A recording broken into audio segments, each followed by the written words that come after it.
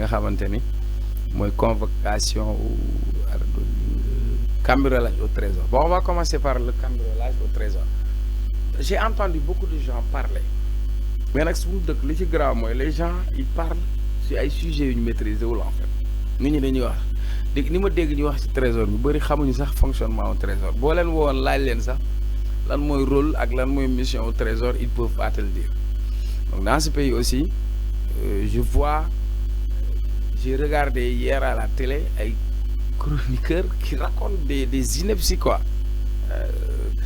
ma gis leen ñuy expliquer xamuñu sax après man dama jaaxle bu fekkee ci réew on est là pour parler de tout oui mais qu'on parle des choses qu'on maîtrise d'abord man je considère que première responsabilité mooy état ba pare état mooy première responsabilité et quand je dis état mooy au niveau du trésor sur le plan de la communication parce que bu fekkoon ni journal l'Observateur génnewul xibaar bi ñoom duñ ci àddu donc muy première chose donc déjà sur le plan de la communication bu dara amee baax na ñoom ñu wax ak sénégalais rassurer sénégalais su fekkoon ñoom dañu génn ne am na benn incident bu amul dara lu mu impacté expliquer sénégalais ñu def une communication de crise kon coow di jib mais il a fallu ñoom joxewuñu information bi ay journalistes génnee xibaar bi ñu doog a génn pour rectifier le tir donc loolu rek day wane faiblesse du point de vue de la communication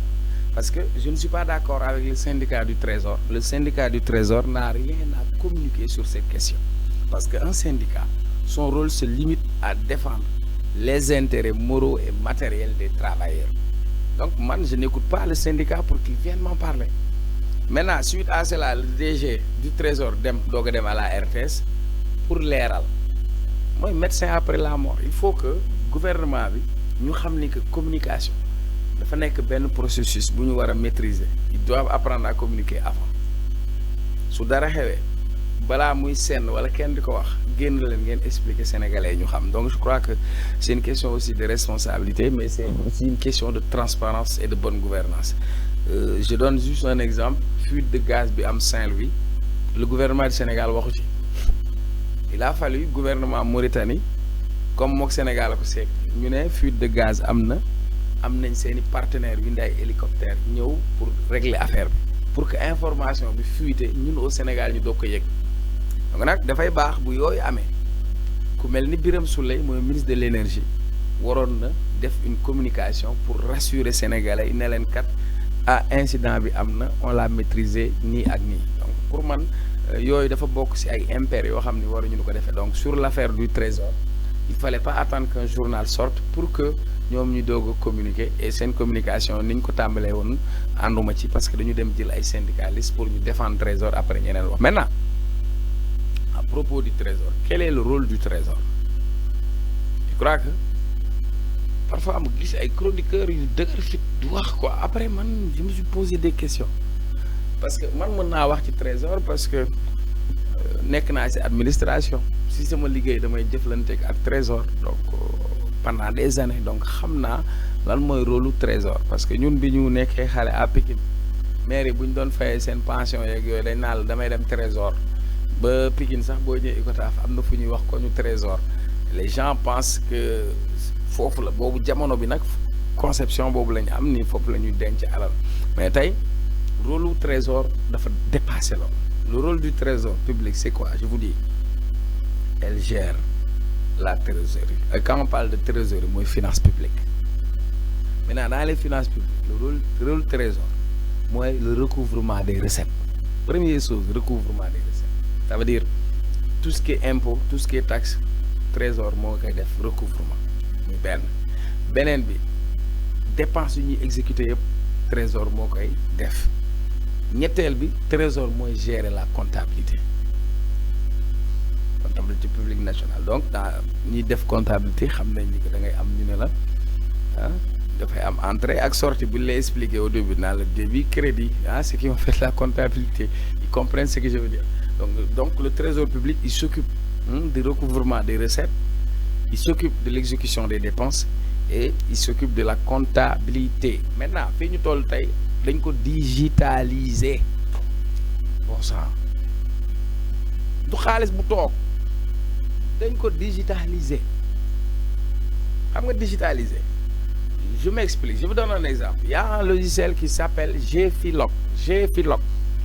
GFilog mooy gestion des finances locales. Toutes les collectivités territoriales mairie yi nekk Sénégal yëpp dañu bokk ci administration, ñoom ñëpp seen dépense, seen ay recettes, seen ay salaire yëpp dañ koy jaarale ci logiciel. Ça veut dire du xaalis bu ñuy joxlante demalante, tout passe par ce logiciel. Donc c'est un réseau, donc nekkul xaalis bu ñu denc ci bureau. Donc ñiy wax ni foofu ñu dugg pour jël xaalis la dañuy fenn, xamul maîtriser wu li ñuy wax, waxantuwuma parce que li may wax dama koy dund. Je suis dans les administrations territoriales, donc toutes les dépenses publiques que nous exécutons, toutes les recettes que nous recouvrons dañ koy inscrire ci système informatique boo xam ni mu ngi tudd GFilog. ku mu neex nga dem taper sur Google GEFILOC, ça s'appelle GFilog. mooy gestion des finances locales. ni nga amee gestion des finances locales noonu nga amee gestion des finances publiques au niveau national. Donc maintenant dañ ko dématérialiser. Donc tous ces gens qui racontent des inepties, ils ne savent même pas qu'est-ce que c'est que la mission du trésor. Pour ñoom trésor ay condamné la quoi. Donc loolu il faut ñu dindi ko ci seen mind déjà, parce que bëri na ñoo xam ne bu dara xewee rek ñu tëb di ci wax. Maintenant pour man li ñu war a régler mooy la sécurité. Sénégal sécurité partout. Sénégal bu fekkee état bi trésor nekk institution, sécurité bu motul, ça pose problème. mooy loolu mooy benn enjeu. Deuxième enjeu, et je vais vous le dire, je parle de l'enjeu de la cybersécurité.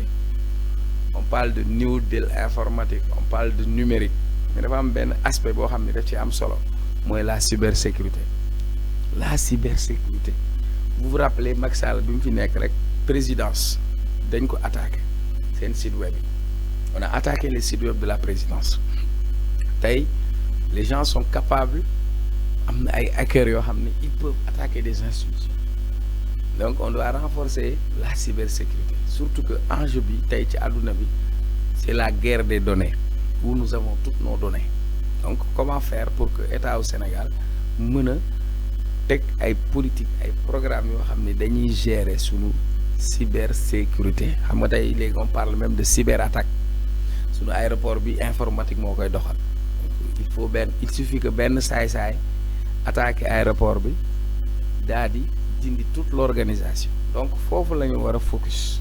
Je donne un exemple, je l'ai vécu quand j'étais à l'école Estelle, j'étais le président des étudiants.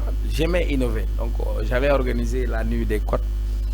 La nuit des codes, c'était boy yi nga xam ne ay jinne laa leen mën a woowee quoi, jinne informatique. Donc ñi doon def la nuit des codes, mais booy bi ñu toogee ak man automatiquement dañ dem dugg réseau internet bu Assemblée nationale. Ils m'ont sorti mailu député yëpp, mot de passe député yëpp fi ma toog. Nga jaaxle ñu jékki-jékki dugg ak yow Touba Sandaga won la caméra yi en direct à part seen ordinateur, parce que dañuy connecté wu ci réseau internet bi pour intégrer les caméras. Vous comprenez?